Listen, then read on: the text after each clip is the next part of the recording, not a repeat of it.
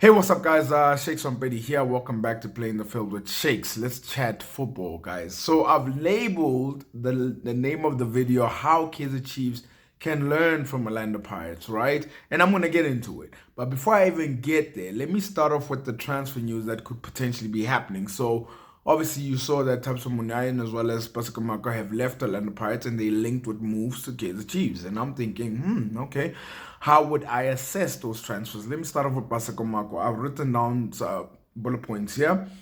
I like him. Let me start off by saying that I like him. Has got the experience of having to play with Orlando Pirates, so he's obviously got that big team experience within South Africa that he's played for Orlando Pirates too. Has won trophies. Let's not forget that. He's got that experience of winning trophies as well. Came back from a long-term injury, but he came back and he's a solid operator. That's the one thing I like about him. He's a solid operator. And also the fact that he's an honest player. And the bullet point that is most important here that I wrote here is he's better than what Kaizer Chiefs have right now. He is. In terms of left back, he's better than what they have right now, and I'd see him slotting in there. He is 31 years old. He would be able to provide that experience, and I'm sure even next season going into CAF, he's someone who could be very important because he's also had that experience as well. So for me, if Kaizer Chiefs get him, without a shadow of a doubt. Let's go to Types Munai. Age is on his side. I wrote that. Age is on his side. He can be a solid backup for me. I don't think necessarily he's the guy to sort of come in and start at Kaizer Chiefs.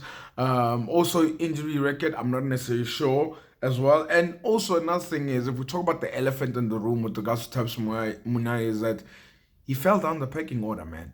He fell down the pecking order to a point that they got Lebito, to a point that they got even Dino van Rooyen and Orlando Pirates. And that does say something. That definitely does say something. So, for me, I wouldn't be mad if Kaizer Chiefs did not go for him.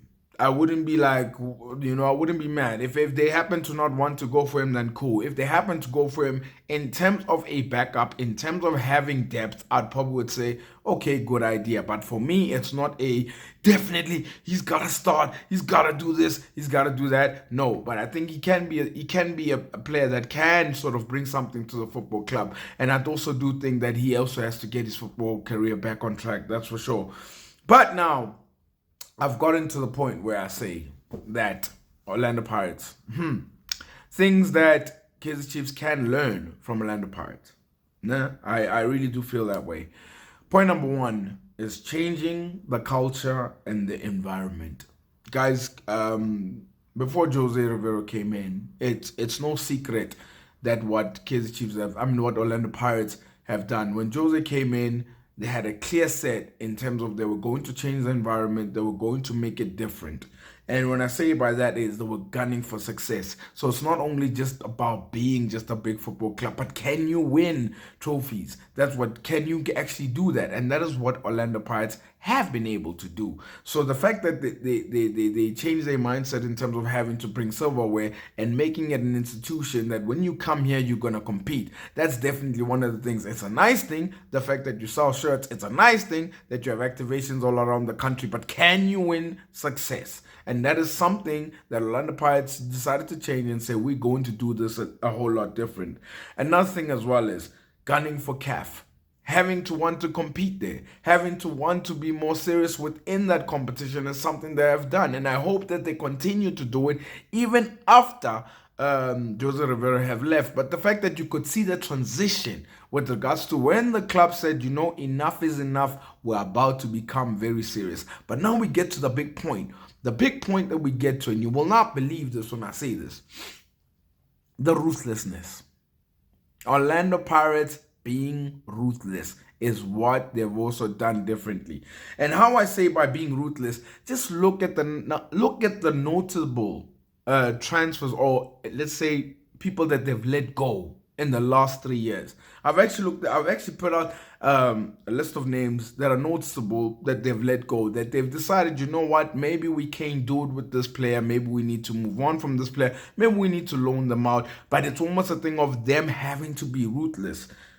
Marco, of course, a solid operator.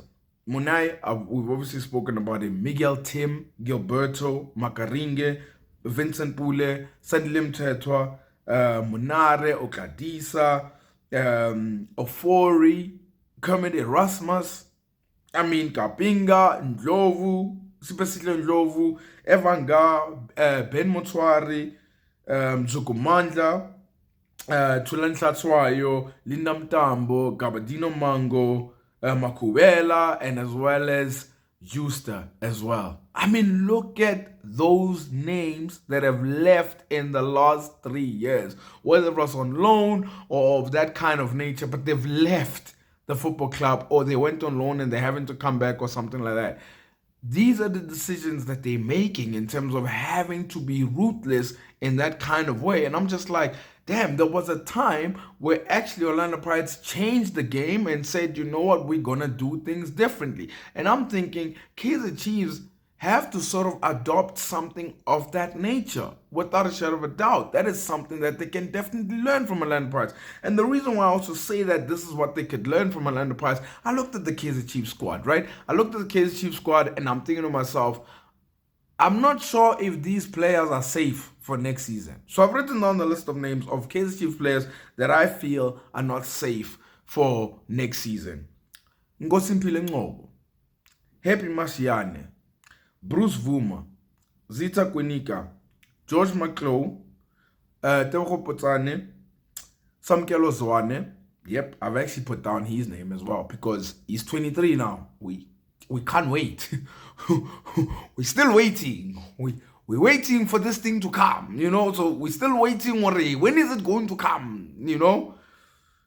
Solomons, Fierce Ntwari, Tashik Morris, Pule Modi. And the only reason why I wrote Pule Modi is because I feel he's an honest player, no doubt, but he's 32 years old. They have to sort of make a decision.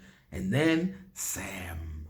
Yes, Sam. And the reason why I wrote these names, because I thought to myself, when I look at some of the names that Orlando Pirates got rid of, or at least parted ways with, you ask yourself, what would have Orlando Pirates done with some of these players? You know? What would have they done with some of these players where they felt like these players can't take us to the next level? They can't take us to the next level. And that's the question that I ask myself. Kaizer Chiefs have an opportunity right now. It looks like Nabi is going to stay. It looks like also the fact that Ranga has gone already. They've made that decision. Also, Khatebe has gone already. And it seems like there's going to be a lot of outings that are going to go. They already got a coach who's traveling all over Africa, having to see the players that he would like in terms of Nabi as well. And also there's a Slovakian as well that's linked or whatever the case may be. But anyways, the point that I'm trying to say to Kaizer Chiefs is that you've won the Nedbank Cup, and I've said it before in a video, you got to build on this success now. It's no time to sort of stick on it and wait on it and do radio interviews about it and activations and shows and all that. You got to move on from it. Because when you look at Orlando Pirates, even when they do these documentaries, which have been fascinating and which have been brilliant as well, they've also been able to continue in a situation where they're continuing to try and win some success. So I'm hoping that Kaizer Chiefs will also pick up notes from that, is that do not stick on this situation. This is your chance to now get to a stage where you are competing again, to get to a stage where you are now more serious again. That's where you need to get to.